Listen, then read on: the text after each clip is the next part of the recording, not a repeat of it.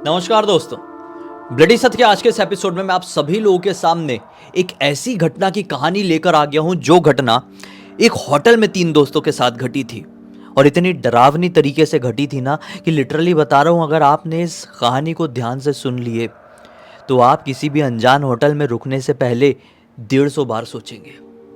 इस घटना से जुड़े हुए तीनों पात्र का नाम बढ़ाता हूं और फ्लो में आगे बढ़ूंगा। एक का नाम था मयूर, एक का नाम था चंदन और एक का नाम था अंकित। ये तीनों लड़के एक अमीर परिवार से बिलोंग करते थे। तीनों के घर वाले शुरू से बिजनेस किया करते थे, इसीलिए इन लोगों की भी परवरिश वैसी हुई थी कि जॉब नहीं करना है बेटा, हमको जॉब क्रिएट करना है, हमको बिजनेसमैन बनना है। तो बस बिल्कुल वैसे ही चीजें सोचते थे, अपने नजरिए से दुनिया को वैसे ही देखते थे। बहुत कम उम्र में ये सोचे हुए थे कि हम तीनों दोस्त मिलके एक छोटे गांव में एक फैक्ट्री बांधेंगे। उस फैक्ट्री में ढेर सारे लोग काम करेंगे। इससे हम उस छोटे से गांव में एम्प्लॉयमेंट भी बनाएंगे और इससे हमारी भी बहुत ज़्यादा पैसों का मुनाफा होगा, बहुत प्रॉफिट बढ़ेगा। ठीक था, उनका प्लानिंग ठीक थी। जब 2018 में इनकी उम्र 26-27 साल के आसपास की हुई तो इन लोगों ने नज़र डाल दी राजस्थान के एक छोटे से गांव में। वहां पर इन लोगों को एक ऐसी लिंक मिली कि वहां पे ज़मीन ऐसे ऐसे रेट में मिल जाएगी। इन लोगों ने बोले ज़मीन खरीदते हैं, फैक्ट्री डालते हैं, काम शुरू कराते हैं और अपने घर वालों को थोड़ा सा और अपने आप के ऊपर गर्व फील करवाते हैं। तो बस तीनों ने एक दिन प्लान बनाया कि अपनी कार में सवार होते हैं।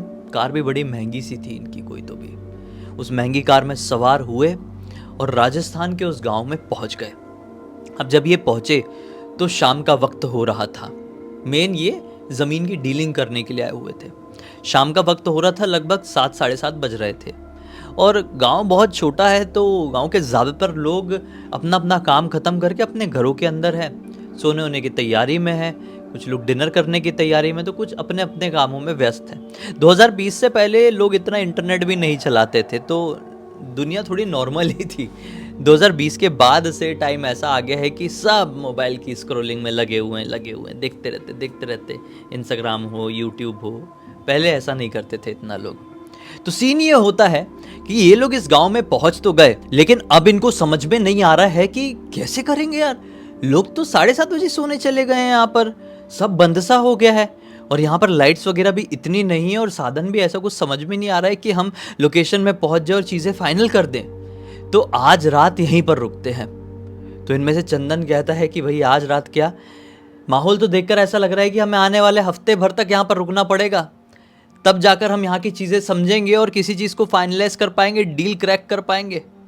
तो रुकते हैं, कहीं रुकने ठहरने का अच्छा इंतज़ाम करते हैं। इन लोगों ने ये सोच के आए थे कि आज पहुँचेंगे, आज डील करेंगे और कल लौट जाएंगे, लेकिन छोटी जगहों में ये पॉसिबल नहीं हो पाता है। चीज़ें आराम से होती है और अच्छी समझ परख के होती है। तो वही इतने में इनको एक छोटी सी दुकान दिखी। सोचिए, इस दुकान वाले से रुकने की व्यवस्था के बारे में पूछते हैं। थकान बहुत हो गई थी। दुकान वाले से पूछे, भाई साहब यहाँ पे कोई होटल लॉज वगैरह मिल जाएगा? बोलता है, होटल लॉज मुश्किल है, लेकिन एक गेस्ट हाउस है। बोले, हाँ बढ़िया है, गेस्ट हाउस में तो रुकने का हमको शौक है, मज़ा आता है। बोले, कहाँ पे है? बोले, नहीं भाई साहब, वो गेस्ट हाउस नॉर्मल नहीं है ना। अरे बोले, नॉर्मल नहीं, क्या प्रॉब्लम क्या है?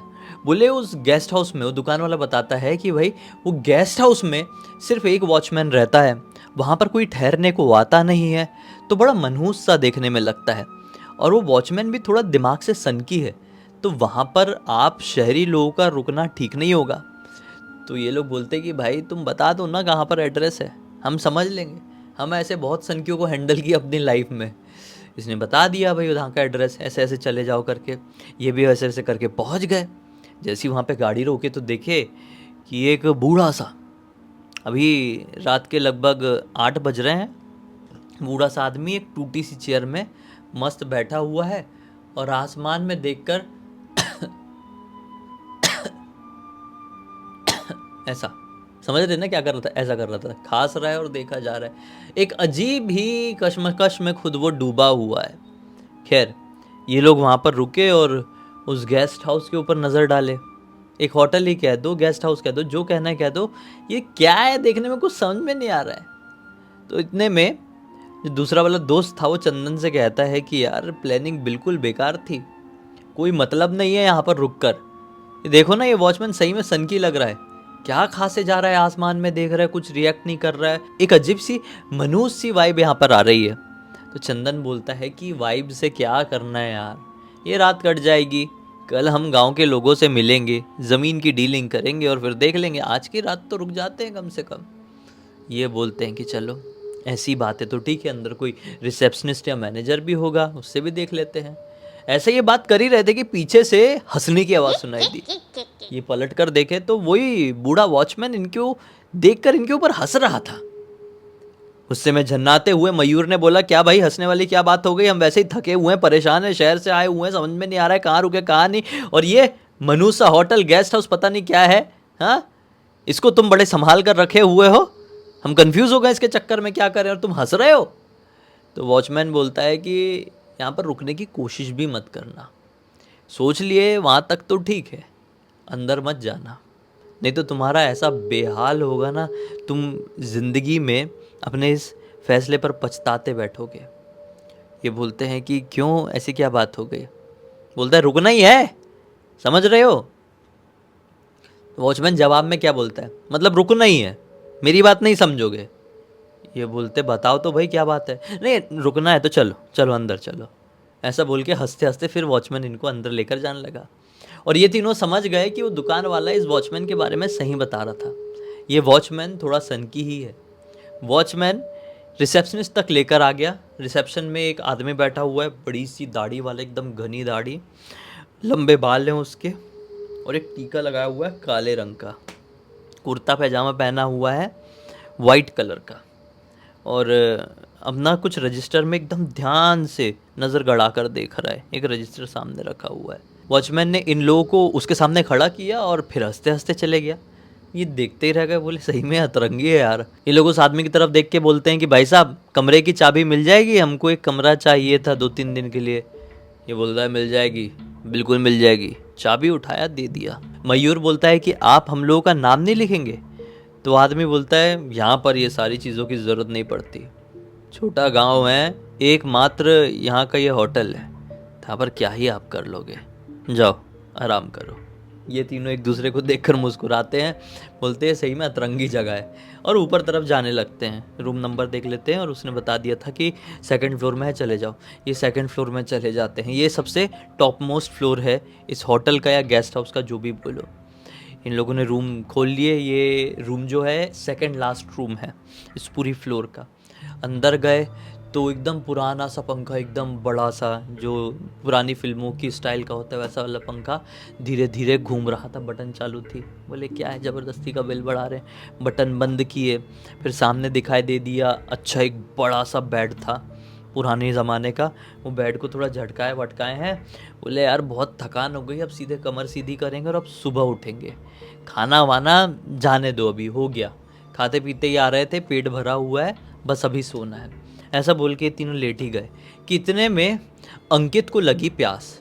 अंकित ने बोला अरे यार मुझे प्यास लग गई, लेटे हुए 10 मिनट हुए थे, मैं पानी देख कर आता हूँ। ये उठा है, बाहर तरफ निकला ही है। जैसे ही अपने कमरे से बाहर निकला, अभी अपने फ्लोर में बाहर है ये, तो इसको ना इसके पीछे वाले कमरे से, ये 2nd लास्ट कमरे में थे ना, तो लास्ट वाले कमरे से इसको घुंघरुओं की आवाज़ सुनाई देती है, जैसे कि घुंघरू पहन के कोई दौड़ रहा है या चल रहा है। ये बोला शिट ये क्या है। उस तरफ पलट कर देखा तो दरवाज़ा बंद था और वहाँ पे किसी का कोई नामो निशान नहीं। लेकिन जो दरवाज़ा बंद है, जिस दरवाजे में ताला लगा हुआ है, उस दरवाजे के पीछे से ही घुंघरुओं की आवाज़ आ रही है। ये उस दरवाजे के पास गया और कान लगा के सुनने की कोशिश किया, तो क्या पाया, अंदर जैसे कि कोई घुंघरू पहनकर इधर से उधर दौड़ रहा है और साथ में रो भी रहा है। ऑब्वियसली एक लड़की है। तो ये घबरा गया कि ये क्या मैटर है यार, अंदर कौन लड़की है और लगातार चल क्यों रही है।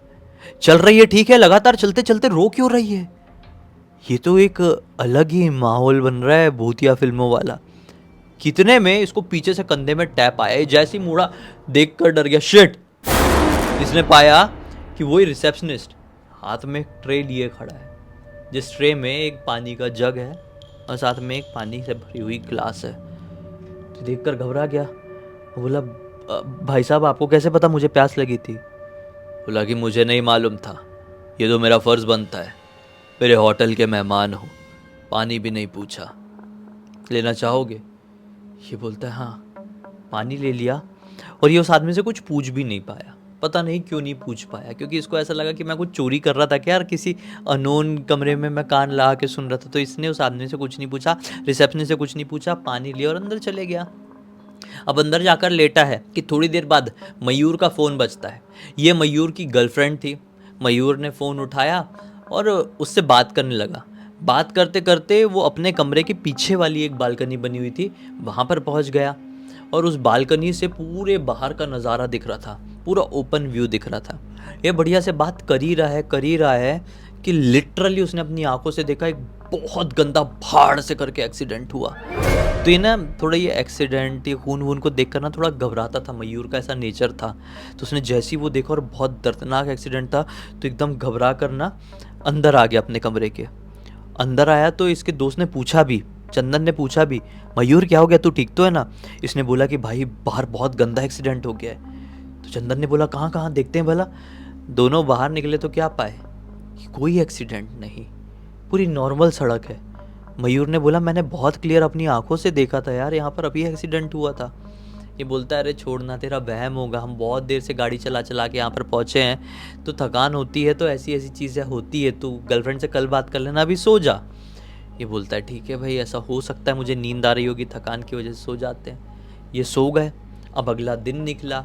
अब अगला दिन निकल गया, अच्छे से सब कुछ हो गया। हाँ, तो इन लोगों ने क्या बोले कि चलो भाई अब चलते हैं, अपन अपना वो सब फाइनल कर लेते हैं, जो भी डीलिंग वगैरह है ज़मीन की, और फिर निकलना भी तो है, कब तक यहाँ पर रुकेंगे। और वैसे भी यहाँ का कुछ सुविधा अच्छी नहीं लग रही है होटल की, इस गांव में रहना नहीं हो पाएगा, ठहरना नहीं हो पाएगा। हमारी जब फैक्ट्री बन जाएगी तो एक छोटा सा लॉज भी हम बना डालेंगे कि हम जब भी आए तो वहीं पर ठहरें। ऐसा बोल के ये लोग जब नीचे आते हैं तो देखते हैं कि कोई भी रिसेप्शनिस्ट नहीं है, कोई भी मैनेजर, वो दाढ़ी वाला आदमी है ही नहीं वहाँ पे।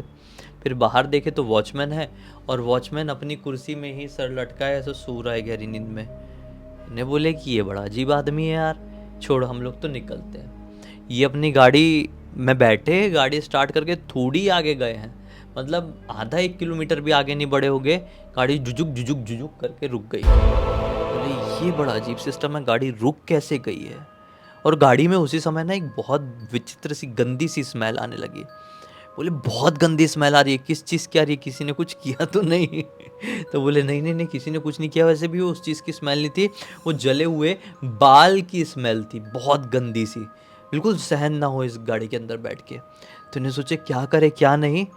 उतरते हैं और कोई सवारी ढूंढते हैं, हमको जहाँ तक जाना है, क्योंकि ये लोग हल्का सा गांव से बाहर ठहरे हुए हैं। ये जो होटल था ये हल्का सा गांव से बाहर था, इनको अब गांव तक पहुँचना है। तो उतर के ये लोग थोड़ी सवारी देखने की कोशिश की कि कोई ऑटो आ जाए, कोई बस वस ही आ जाए और हम गांव तक पहुंच जाए, लेकिन लिटरली कुछ भी नहीं आ रहा था। फिर बड़ी मुश्किल से नेट वेट में सर्च किए, जैसे तैसे करके इनको एक मैकेनिक के बारे में पता चल गया। इन्हें बोले बहुत बढ़िया यार, नंबर निकलता है क्या देखो। और उस मैकेनिक का नंबर भी था। किस्मत से लकीली ऐसा हो जाता है कि कहीं पर आप कुछ ढूंढो और वहाँ पर वो चीज़ मिल जाती है।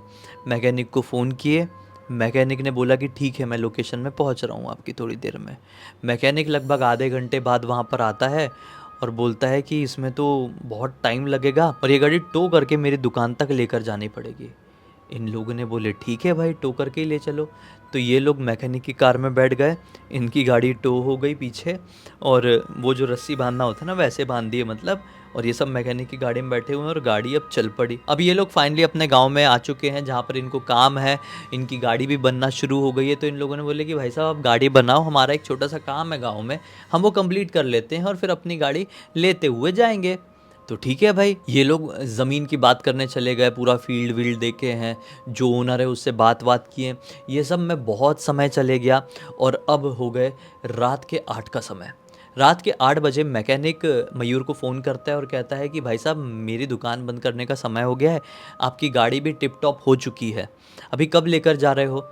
तो मयूर ने बोला कि हम बस थोड़ी देर में आने ही वाले हैं, हमारा काम भी हो गया है। बोले नहीं नहीं, मुझे जल्दी निकलना है, एक काम करूँ क्या, आपकी गाड़ी जहाँ से उठाया था, कहाँ रुके हुए आप लोग, वहीं पे होटल में रुके हुए हो ना, छोड़ दूँ क्या वहाँ पे? ये बोलते हैं कि हाँ हाँ छोड़ दो। मैकेनिक भी ओके ओके बोल के फ़ोन काट देता है। लेकिन फिर मैकेनिक वापस से कॉल बैक करते हैं और कहता है कि भाई साहब मैं उस होटल तक नहीं जा रहा, मैं बोलना भूल गया था, ध्यान नहीं रह पाया था मुझे, मैं उस होटल से थोड़ी दूर पहले आपकी गाड़ी खड़ी करूँगा, चलेगा तो बताओ। ये बोले ये बड़ा अजीब आदमी है यार, ठीक है चलेगा, खड़ी कर देना, जहाँ से उठाए थे वहीं पे खड़ी कर देना, हम फिर लेके चले जाएंगे। ऐसा बोल के मैकेनिक ने भी फ़ोन काट दिया। अब मयूर, चंदन, अंकित तीनों बात करते हैं कि अब हमें भी निकलना चाहिए, काम ख़त्म हो गया, लेकिन जाए तो जाए कैसे। मैकेनिक भी गाड़ी लेकर चले गया। आधे घंटे बाद इन लोगों का काम कंप्लीट हुआ वहाँ से। किस्मत से इनको एक ट्रक वाला मिल गया। ट्रक वाले से बोले कि भाई साहब हमको ये होटल या गेस्ट हाउस जो भी उसको कहते हैं ले चलोगे क्या वहाँ तक।